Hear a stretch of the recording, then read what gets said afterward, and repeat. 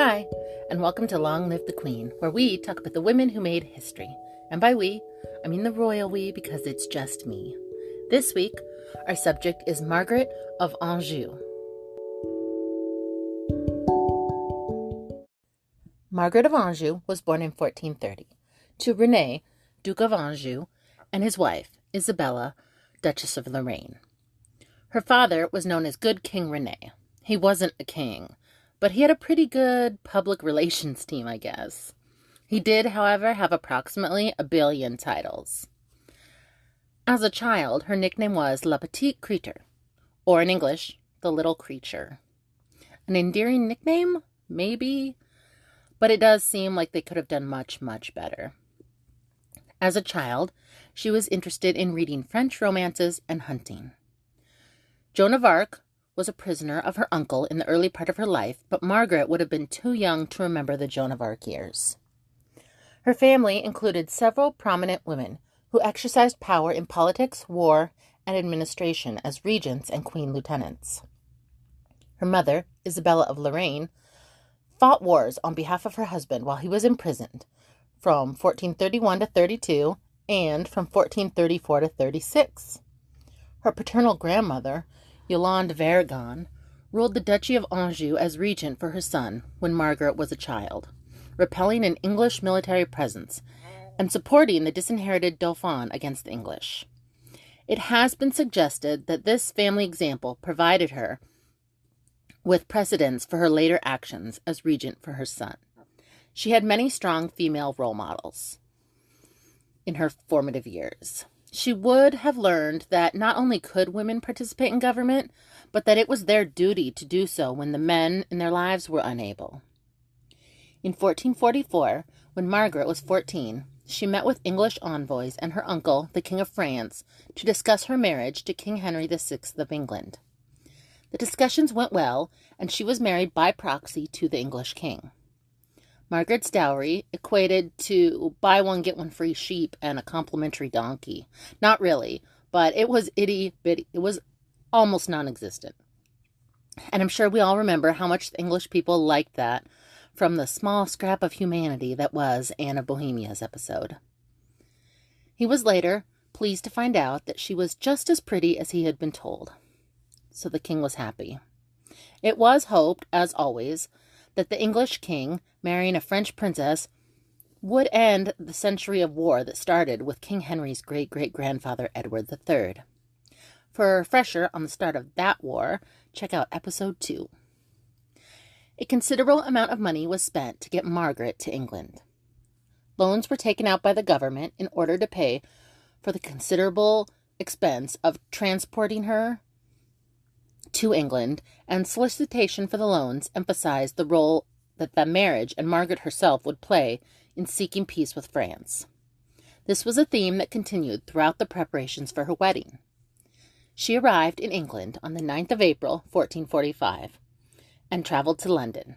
The trip was not easy. A storm had taken 2 masts off her ship. It was a rough storm.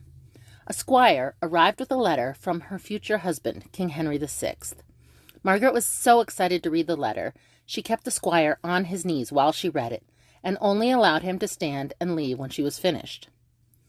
Margaret was then mortified to find out that the squire had in fact been King Henry VI. He had dressed up as a squire to view his future wife in person. However badly Margaret had thought it had gone, it couldn't have been as bad as when King Henry VIII had tried that same thing with Anna of Cleves. But we'll get back to that in about 5 kings. It went spectacularly poor. She returned to London on the 28th of May, where she was met by the mayor and aldermen of the city.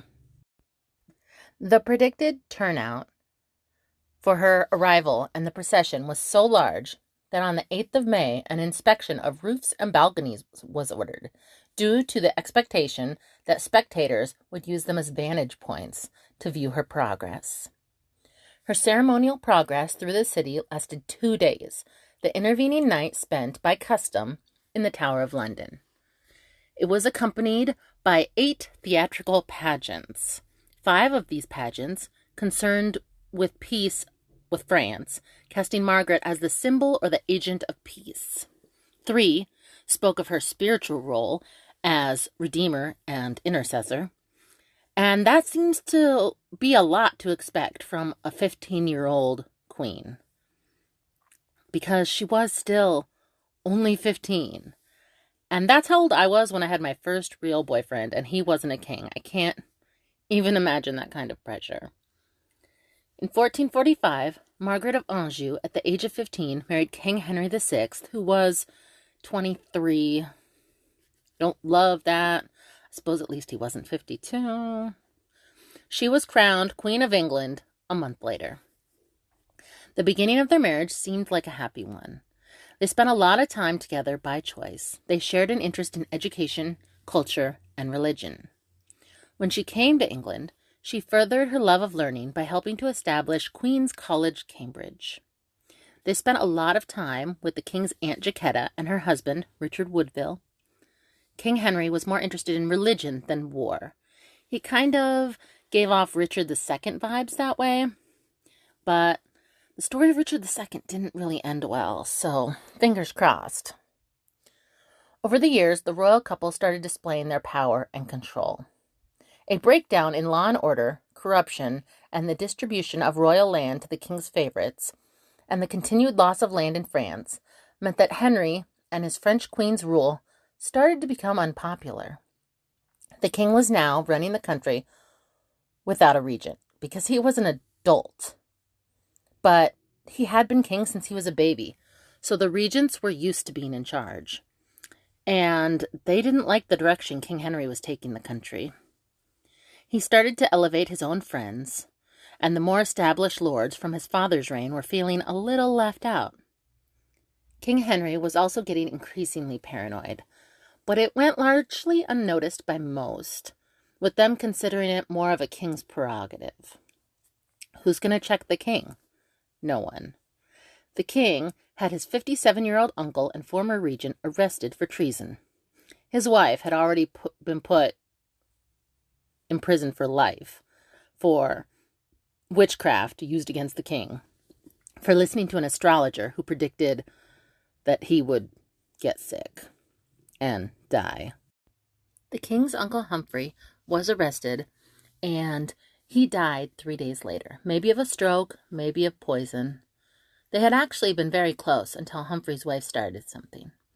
If you want to hear that story, you can listen to Eleanor Cobham's episode. In 1448, the king was persuaded by his wife, Queen Margaret, to make her good friend and his Aunt Jacquetta's husband, Baron Rivers. Jacquetta had married a common man, and this would make him officially noble, even if it was nepotism and mostly honorary. The English were starting to tire of the king and queen's overstepping. They wanted reform. The Duke of York led calls for political reform. He insisted that he supported the king, but not the king's friends or advisors. He was talking in part about Jacquetta and Richard Woodville and the king's half-brothers, who were declared illegitimate even though they had no relation to the English royal family. They shared their mother with the king, a French princess, but their father was a common Welshman, not the last king. At the time, Welshmen were seen as lesser than Englishmen by the English. The Welsh were seen as less intelligent and more barbaric than the English by the English, who ironically were seen that way by the French. The king's mother, being French, likely saw no difference between the English and the Welsh. King Henry's oldest half-brother was then made Earl of Richmond, making him not just legitimate, but also a noble. This is understandable. King Henry had lost both of his parents, and after his uncle Humphrey had died, all of his English uncles were gone. By way of family, all he had was Jacquetta, his aunt by marriage, and his 2 half-brothers.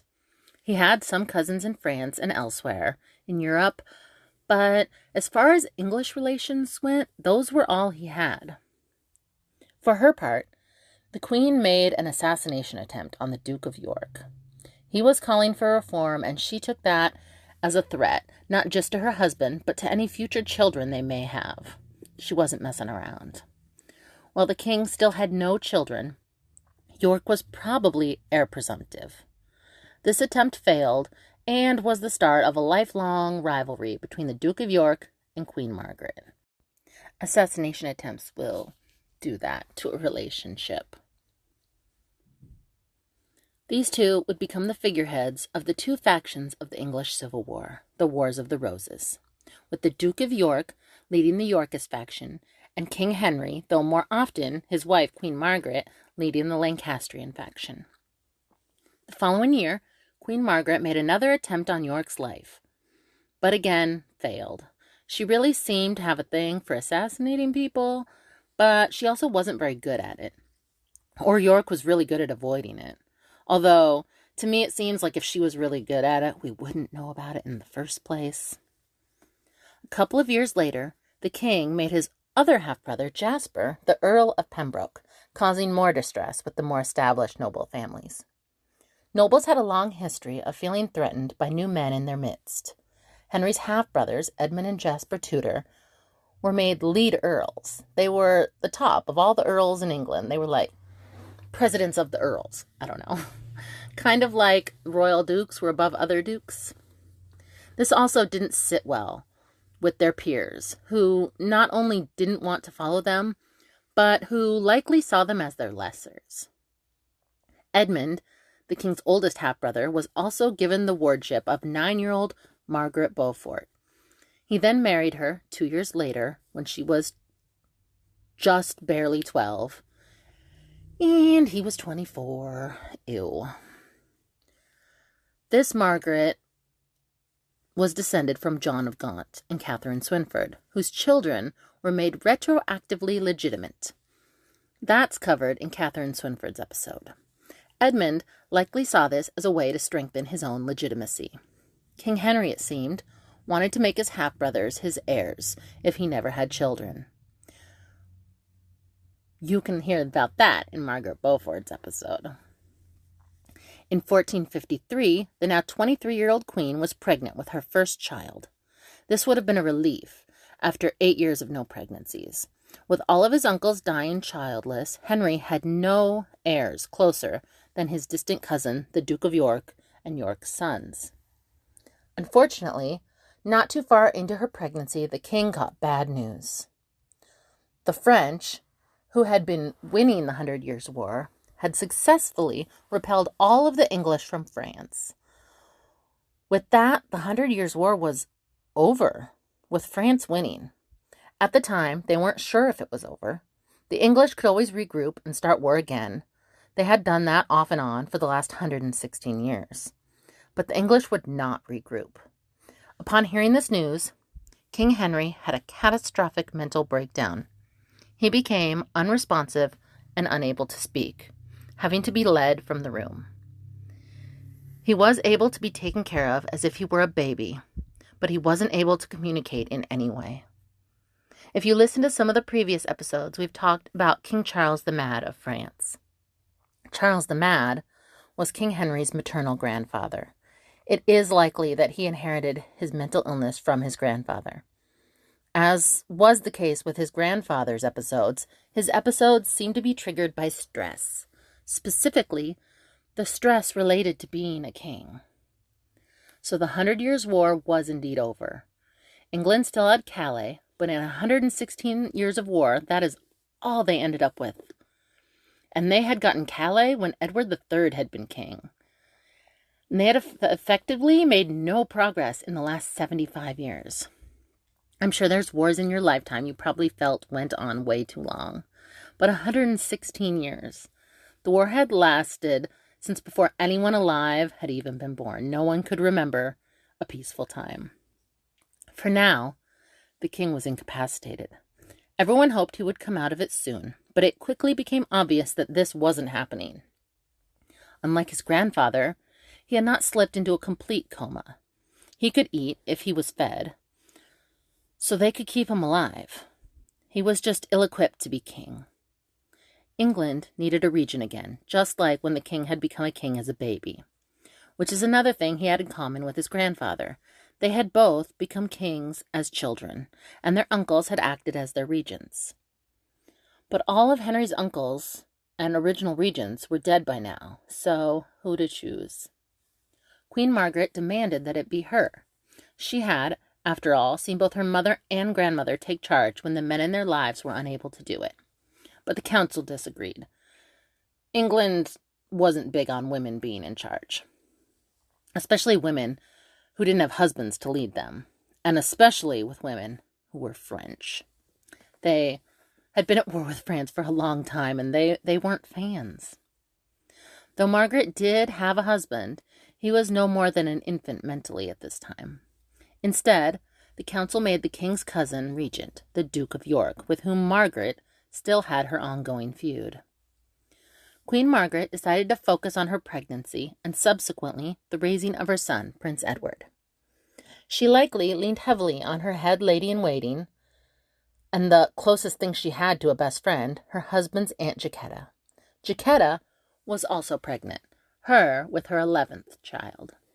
Jacquetta Woodville and her husband were strong Lancastrian supporters. They had put all of their eggs in the Lancastrian basket. Jacquetta and Queen Margaret would both have been concerned with the threat that the Duke of York potentially posed, especially because his claim to the English throne was very strong. King Henry and Queen Margaret represented the traditionalists who didn't want change. York was leading the reformers who wanted a lot of change. Both sides were bound to clash. It was just a matter of time. York used that time that King Henry was incapacitated to start on some of the reforms he wanted to see in England. King Henry did eventually come out of his mental breakdown after a long 17 months. He woke up on Christmas Day, 1454. By this point, his son, who he was effectively meeting for the first time, was a year old. But his own father had never met him, dying at war just after he was born. Henry didn't waste any time getting rid of the Duke of York. Henry also started reversing all of the changes the Duke of York had made in his absence. This seemed to be the final straw with the York faction. York raised an army to clash with the king's Lancastrian army. York declared, "Surrender to us such as we will accuse, and not to resist till we have him which deserves death," meaning, hand over the Duke of Somerset, who York blamed for the king's behavior, for execution, and no one else will get hurt. King Henry responded, "By the faith I owe to Saint Edward and the crown of England, I shall destroy every mother's son, and they shall be hanged and drawn and quartered," meaning, absolutely not. Stop this right now, or you will all be executed. The two armies then clashed at St. Albans. York's army was not only larger, but it was more experienced from guarding the northern border from the Scottish. The York army won in a decisive victory, capturing King Henry. This was obviously bad news for Queen Margaret. The Duke of York, along with his cousin, the Earl of Warwick, brought the king to London, where York was made Lord Protector again. But the king was kept alive. Margaret was able to secure support to return to England and secure her husband's release. She did what the women in her family did best. But the English did not appreciate this French woman taking control. They mistrusted her because she was French, and mistrusted her more because she was a woman with power. It didn't help that the York faction kept insisting they supported their English king. They just didn't support the Queen or the king's advisors. It was a full smear campaign on Queen Margaret. Negotiations ensued between the two factions, which culminated in the Yorkists paying reparations to the Lancastrians, and a huge celebration that was planned in which both factions came together to celebrate unification. It was called Love Day. Queen Margaret was paired to walk with her nemesis, Richard, Duke of York. Lancaster nobles and York nobles held hands with their rivals for the people. This celebration was mostly for show. While I think both sides meant well, they seem to have only become more polarized. Part of me loves the idea of Love Day, just stop fighting and hold hands. But then I think about holding hands with my least favorite person, and it loses all of its appeal. Fighting soon started again, this time with York fleeing with his son Edmund to Ireland, and York's son Edward fleeing to Calais with York's cousin Warwick. York was able to get support and regroup his army, and Warwick was also able to gain support, spreading rumors that the Yorkists were only trying to help the king, who was being taken advantage of by his French wife and greedy advisors. At the Battle of Northampton, the king was again captured, and Queen Margaret this time fled with her son to Scotland for help. Scotland helped Queen Margaret, and she, leading the army, returned to England and fought against her nemesis, the Duke of York, at the Battle of Wakefield. This time, the Lancastrians won, and the Duke of York was killed. His second son, Edmund, was captured and executed after the battle. Both York and his sons had their heads put on pikes overlooking the city of York, the former with a paper crown, so that York would look over York, but mostly to remind the city what would happen to supporters of the Yorkists. The Yorkist faction was now controlled by the Duke's eldest son, 18-year-old Edward, and Warwick, who was now known as the Kingmaker. Warwick was maybe the richest man in all of England, and it seemed with his support, Edward may be able to become king. The armies met for the second time at St. Albans. King Henry laughed and sang throughout the whole battle. His mental health was on a downward trajectory again.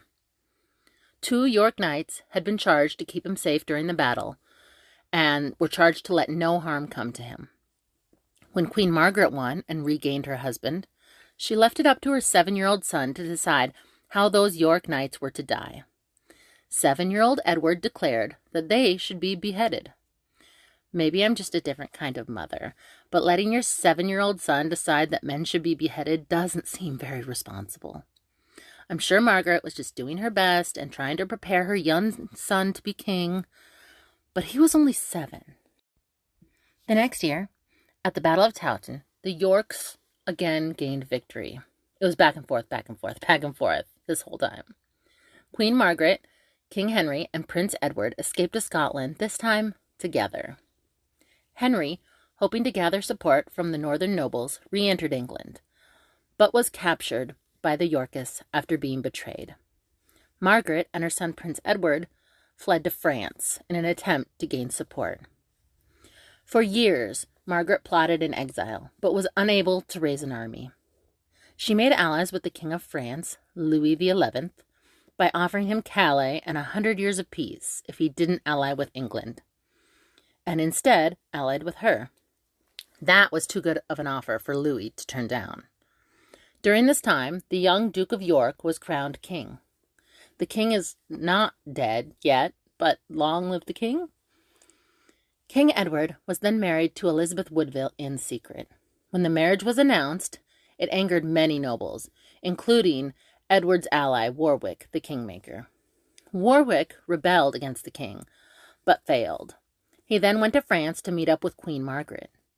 Warwick married his daughter, Anne, to Queen Margaret's son, Edward, and they teamed up to depose the York king, who Warwick had helped make king in the first place. Warwick was king-making again, this time for Queen Margaret. Margaret wasn't excited about this idea at first. Warwick had to get the king to get Margaret's father to get Margaret to agree. It was a whole process.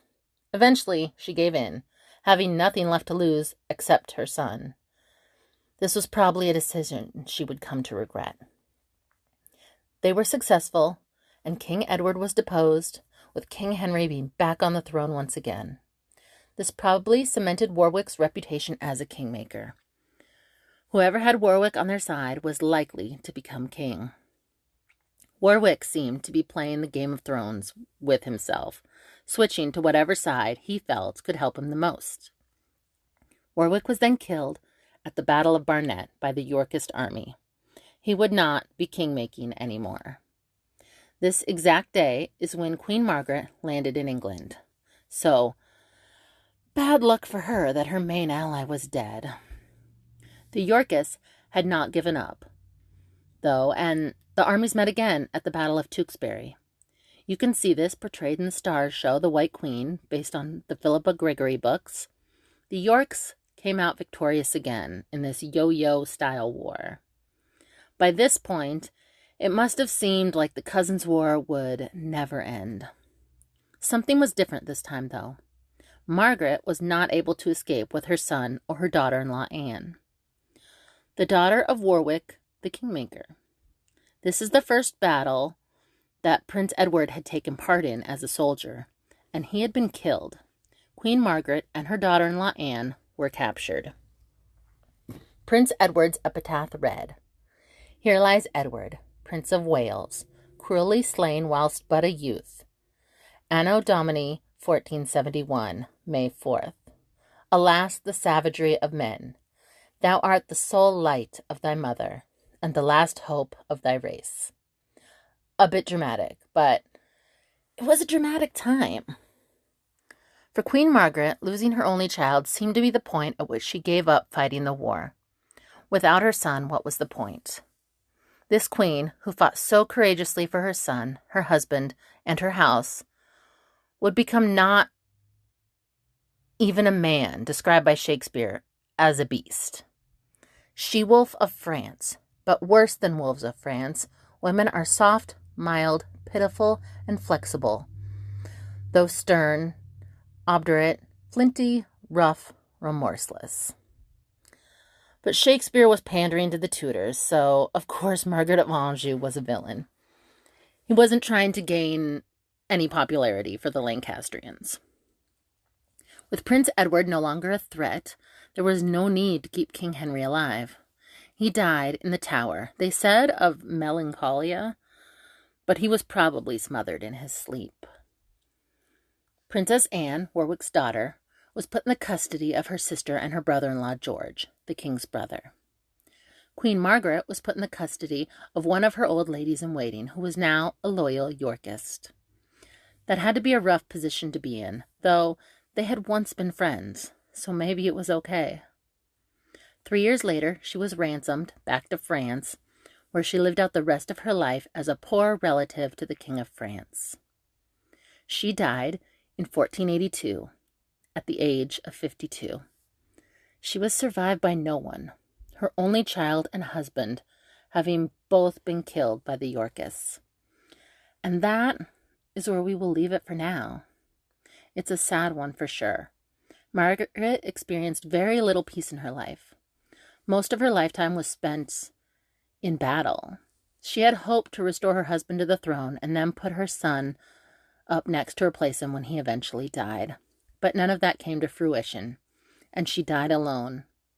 She was a pretty fantastic queen militant, especially for that time, when women weren't always taken seriously as leaders of the military. That's what got her the not nice nickname of She-Wolf. But I say own it. It's a pretty rad nickname. King Henry VI was the last Lancastrian king after the House of Lancaster ruled for 3 generations. The House of York was now in charge, but it wouldn't be for long, so stay tuned. You can share your thoughts with me at longlivethequeen@gmail.com or on Facebook or Instagram at longlivethequeen. Long live to all the queens out there, and until next week, bye.